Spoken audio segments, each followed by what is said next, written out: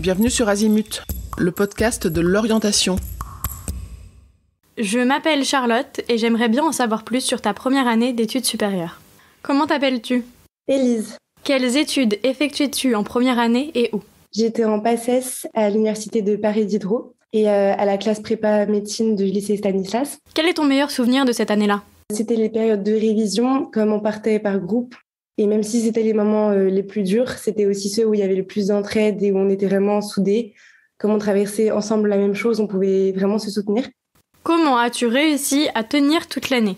C'est très important de prendre le temps de s'aérer l'esprit avec le sport qui peut beaucoup aider et le sommeil, très important. Je dormais pas assez, donc je me suis vite retrouvée épuisée. Par contre, j'étais très entourée à la prépa, au foyer, soutenue par ma famille. C'est vraiment important de s'entourer des bonnes personnes. Voilà, prendre le temps de s'aérer l'esprit aussi et de faire des pauses.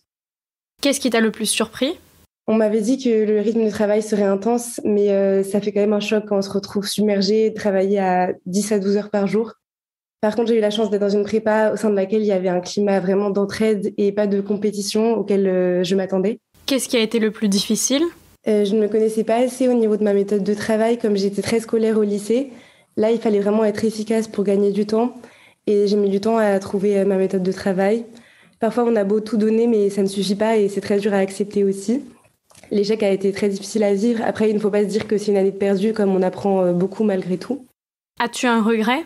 J'aurais préféré mieux me connaître avant de commencer et savoir comment je travaillais le mieux pour pouvoir gagner du temps et ne pas me retrouver vite dépassée. Qu'as-tu appris cette année-là ? J'ai appris à mieux me connaître en termes de capacité, méthode de travail, de repousser mes limites et gagner en persévérance et en résistance au stress avec le concours. J'ai aussi gagné en résilience face à l'échec auquel je n'avais jamais été confrontée avant. Au niveau des matières, j'ai beaucoup appris également, donc au niveau scientifique surtout.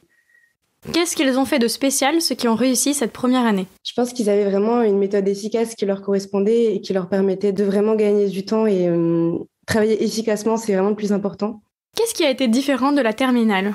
On doit s'organiser dès le début et savoir tenir un rythme de travail très intense. C'est une course contre la montre. Il faut savoir trouver vraiment ce qui marche pour nous et ne pas être trop perfectionniste. Il faut aussi tenir au niveau du mental sur le long terme.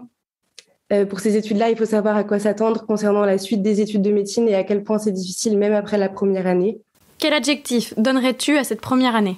Si je devais trouver un mot, ce serait éprouvante, car on travaille sans relâche et on n'a pas forcément les résultats escomptés, mais aussi enrichissante, car on ressort forcément grandi. Quel est le conseil que tu as reçu qui t'a été le plus utile ? Il faut vraiment prendre le temps de s'aérer l'esprit, de faire aussi des pauses, parce que si on s'acharne, ça sert à rien, ça va juste saturer et on va plus être productif. Si tu devais, à ton tour, donner un conseil, que dirais-tu ?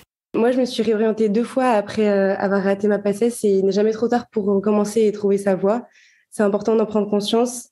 Aussi, si les études qu'on a choisies ne nous conviennent pas, il ne faut pas avoir peur d'aller se renseigner pour changer. Et ce n'est pas un échec qui nous détermine et qui va déterminer la suite de nos études. Merci beaucoup. Cet épisode est terminé. À bientôt sur Azimut.